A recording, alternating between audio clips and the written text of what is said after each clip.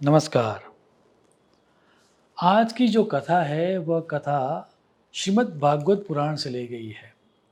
यदि ईश्वर हम पर प्रसन्न हो जाए या फिर हमें कोई ये कहे कि आपको जो भी माँगना है वो माँग लो, और यदि हम स्पिरिचुअल लाइफ जी रहे हैं, हमें सनातन सुख मिले, हमें मुक्ति मिले, यदि वो हमारे जीवन का लाइफ पर्पस है, तो हमें क्या माँगना चाहिए, उसके बारे में यह कथा गाइडेंस देती है। आप कथा देखें।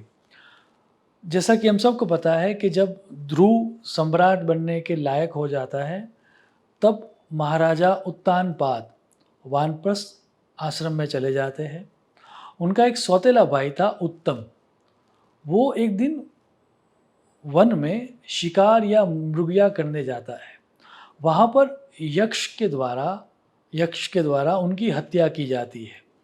अब जब यक्ष के द्वारा उत्तम की हत्या की गई ये समाचार मिले, तब उनकी माता सुरुचि ने अपने प्राण त्याग दिए। ये पूरी इवेंट को देखकर ध्रुव को बड़ा क्रोध आ गया और वो यक्षों की पूरी अलकापुरी के ऊपर चढ़ाई करता है। युद्ध में अनेक यक्षों की मृत्यु होती है। अब यक्ष काफ़ी मायावी चीज़ें कर रहे थे, लेकिन ध्रुव की मृत्यु असंभव थी क्योंकि उनके ऊपर विष्णु का वरदान था और यक्ष भी नहीं मर रहे थे। तो सभी को ख़त्म करने के लिए नारायण अस्त्र का उपयोग करने के लिए ध्रुव तैयार हो जाते हैं। तभी मनु महाराज वहाँ पर प्रकट होते हैं और ध्रुव को समझाते हैं कि शिव जी के प्रिय है यक्ष, और उस यक्षों की हत्या तुम बंद करो ध्रुव। बातचीत होते ही जैसे कि ध्रुव अपनी सेंसिस पर आता है और वो समझता है कि हिंसा कभी भी उपाय नहीं हो सकता। तो वो बड़ा गिल्ट फील करता है और सॉरी फील करता है। सो ध्रुव का शोक देखकर वहाँ पर कुबेर जी प्रकट होते हैं और कुबेर जी प्रकट होने के बाद जीवन और मृत्यु का रहस्य सिखाते हैं। वो समझाते हैं कि जीवन की हानि के लिए या मृत्यु के लिए कोई भी व्यक्ति जिम्मेवार नहीं हो सकता। व्यक्ति का जन्म या व्यक्ति का मृत्यु उसके प्रारब्ध के अनुसार से ही होता है, काल की प्रेरणा से ही होता है। तो मृत्यु का निमित्त दूसरों को मानना अज्ञान है। ये ज्ञान की बातें सुन के ध्रुव बड़े ही प्रसन्न होते हैं और उनको प्रणाम करते हैं।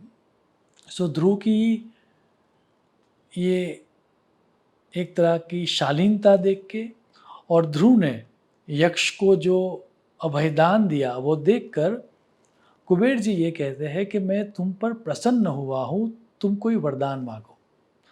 अब ध्रुव जी क्या मांगे? ध्रुव जी के पास तो सब कुछ था। जिन्होंने विष्णु को ही प्राप्त कर लिया वो क्या मांगेगा? जो स्पिरिचुअल लाइफ जी रहा है वो क्या मांगेगा? लेकिन फिर भी जब बार बार कुबेर जी इंसिस्ट करते हैं, तब ध्रुव जी एक वरदान मांगते हैं। ये जो वरदान उन्होंने मांगा है वो, यदि हम स्पिरिचुअल लाइफ जी रहे हैं या जीना चाहते हैं, तो हमारे लिए एक गाइडेंस की तरह काम करेगा। ध्रुव जी ये मांगते हैं, हरौ स व्रवे अचलितां स्मृतिं यया तरत यत्नेन दुरत ययम तमः। अर्थात यदि आप प्रसन्न ही हुए हो तो मेरा जो ईश्वर के प्रति समर्पण है, मेरी जो ईश्वर के प्रति भक्ति है, वह अचलित हो, वो कभी भी चलित न हो। मेरी जो स्मृति है, मेरी जो बुद्धि है, जो ये अभी तो मानती है कि मुझे ईश्वर के चरणों में ही मेरा जीवन व्यतीत करना है, लेकिन आगे जाकर भी कभी भी वह बुद्धि, वो मति या मेरी अंडरस्टैंडिंग चलित न हो, ऐसा आशीर्वाद मुझे दे।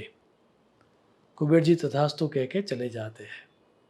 हमें भी यदि कोई वरदान मांगना हो और यदि हम स्पिरिचुअल लाइफ के प्रति कमिटेड है, तो हमें भी यही वरदान मांगना चाहिए कि हमारी मति में ये जो ईश्वर के प्रति आस्था या विश्वास है, वह ऑल द टाइम दृढ़ बना रहे। जैसे ही ईश्वर के प्रति हमारी भक्ति दृढ़ हो जाएगी, मुक्ति या सुख या परम शांति हमें अपने आप मिल जाएगी। शुभम भवतु। प्रणाम।